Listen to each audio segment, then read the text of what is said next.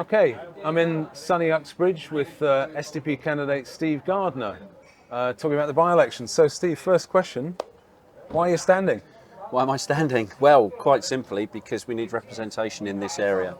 We've had an absent MP for goodness knows how long now, and I think it's time for a local person needs to stand for local people and local issues. That's the thing, isn't it? You are the local candidate in this election, aren't you? I am indeed, yeah. How long have you lived here? 25 years. Yeah. Probably longer actually when I work it out, but I can say for definite 25 years. And you're sort of West London anyway, aren't you? Yeah, originally from Ealing, Greenford in Ealing, and then yeah. just moved out to here because it's a nicer location really. Yeah. Great stuff. So what do you reckon the main issues will be in this election? Which issues are you going to concentrate on? First of all, ULEZ. I mean, without a shadow of a doubt, it's not a great idea around here. A lot of the people here, because we're so close to where the fields are and woods and stuff like that, a lot of people do have diesel cars. A lot of the people are self-employed. They have diesel cars. They're advised to by the government. It's not a popular idea. And it's basically a stealth tax. It's the war on motorists, and we have to suffer. Yeah, and tradesmen can't go and do jobs, and it's Well, they certainly won't be able to give free quotes because now they've got to pay to sort of go and do that. It's ridiculous, really. Universally unpopular, isn't it? Massively, massively. Oh, that's good that you're focusing on that. What other issues are you going to look at? I think we certainly need to back our police. We need more visible, proactive policing back in the community. We need to back the police to do their jobs properly because they've been massively let down by politicians and to an extent senior police management.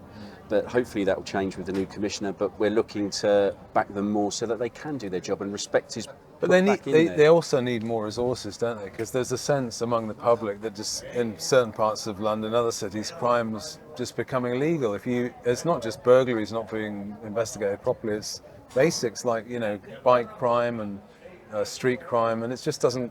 Police don't get a handle on it. Well, they don't, because it takes if police officers arrest someone, it effectively takes them out the shift. They're off doing paperwork and stuff like that for hours. It's just ridiculous how much they have to concentrate on doing that when it should be a quicker turnaround. There's definitely a way to change all that. One thing that's a separate point, but you're aware of how many shifts are taken up with Just Stop Oil?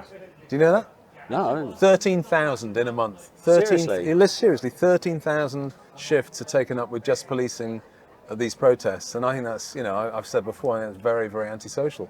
These police officers could be looking at real crime. And are messing around with that. I mean, everyone's got the right to protest, don't get me wrong, and I believe that Just Stop Oil should protest, just not in the way they're doing it. I mean, it's just ridiculous. They've turned the public against them. Yeah, when you block a road, you block a major road, you're actually going to cause serious accidents and very antisocial. Another big issue, and it's not just here, but London, all over London, all over the southeast, is housing crisis. So you're going to focus on that? Absolutely. Yeah. I mean, as you know, one of our things is family, community, nation with industry. And the reason why we don't really have communities is that people are priced out of where they were born, so they're moving further out. I mean, I'm lucky where I live. I've got my brothers, my sister-in-law, their families, my kids grow up with their cousins. There is a sense of community where I live, but we need to bring that back in. The only way to do that is make the housing more affordable. We prioritise the local residents, and we make the housing suitable. Major point that actually, which people are cottoning onto and raising as an issue is, there's such pressure, and politicians are unable to say no. We're going to put people that live here first. Actually try and house you. We've got to build more houses, haven't we, as well? Definitely need to build more houses. I mean, you can around the Uxbridge area. There's like houses that have stood either derelict or unused for some amount of time, and they're not put to the proper use. So we can do it. It's not a case that it can't be done. It's not an impossible task. It's just we need to grab it and run with it. And I think the state has to get involved again, because I don't think you can. The private sector's actually built pretty much the same number of houses each year for years and years and years. What people don't notice is that you take the state out of the table there, you take it out of the picture, and we really are struggling. Another big issue though is immigration, isn't it? If 1 million people come in and you've got a net figure of well over 500,000, they're going to be housed somewhere. Yeah, and people say when it comes to immigration, they say, well, that's not causing the backlog, that's not causing all of the problems with the NHS and getting appointments and stuff like that. But actually, when you look at the data, it does contribute to it. And if we've got a housing crisis anyway without people coming into the country, it's just going to get worse. So we do need to prioritise our own first. It's not being inhumane, it's sensible. It's the sensible It's what thing any to it's do. what any democratic government anywhere should do, really, is look after the citizen. But that's the whole point. Yeah. You know, politicians are servants of the people, so we need to put the people first, and that starts with our people. Charity begins at home. One thing that, I mean, he's gone, Boris Johnson has gone, but we've got to talk about it, the previous incumbent. And the thing that he raises is trust in politics, isn't it? I mean, that's a major issue now. Well, Boris was a bit of a naughty boy. We all know that.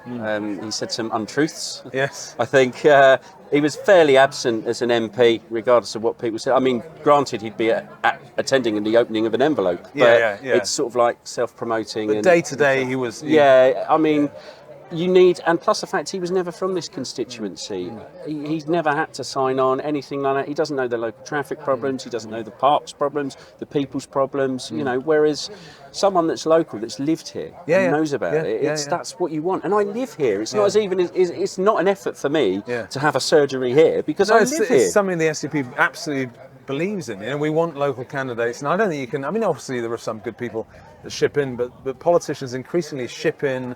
Take a little ride for a few years, and then it's bye-bye, and you won't see them again. And that's what you get with Boris. Well, it's a stepping stone, and they choose constituencies as stepping stones, and that's not right. That's not democracy. You want somebody here that will speak to the people, that's accountable, that will serve the people, and do what the people say. I mean, that is your job. It's not the most difficult job in the world. Why do they make it complicated? Well, they do, but we've got to relocalise it. And anyway, in this election, they've got a chance to vote for you, Steve Gardner, a proper local candidate, and that's good. It's evident. I was out here last Saturday with some other supporters of the SDP, and I was speaking to the people on the street and handing out some leaflets. And to me, they want change. The people do want change. But we've got to try and change their voting habits. And when you look at all the parties, this may well become a circus with loads of candidates being involved. Could do. We are a credible party. We've been going over 40 years. All of our policies are online. People need to look at that. We're a grassroots party, we're from the bottom, and we genuinely mean what we say. Well, I agree. I totally agree, and I've said before, so many times that we can't go on like this. Basically, if you look at the big parties, the Tories view the country as a shop. Everything's up for grabs. Labour think it's some sort of charity. It's not a shop, it's not a charity. It's our home, it's where we live, and that's why having a local candidate that knows what people's concerns are, it's all about, that's what we're about. And if you share our values and you think like that, vote SDP. It's what I've always said, Will. If you want change, you've got to vote for change. Otherwise, we're going to get the same old show again. It's rugby past politics. It's going from the Tories to Labour to Tories to Labour. Sometimes the Lib Dems might fumble the ball for a bit, but that's all it is. We need to change. The country needs change. The whole political system needs to change. Totally agree. We can do better than that. Vote SDP. Absolutely. Vote SDP. Good one. All the best. Cheers, Steve. Thank you. Thanks.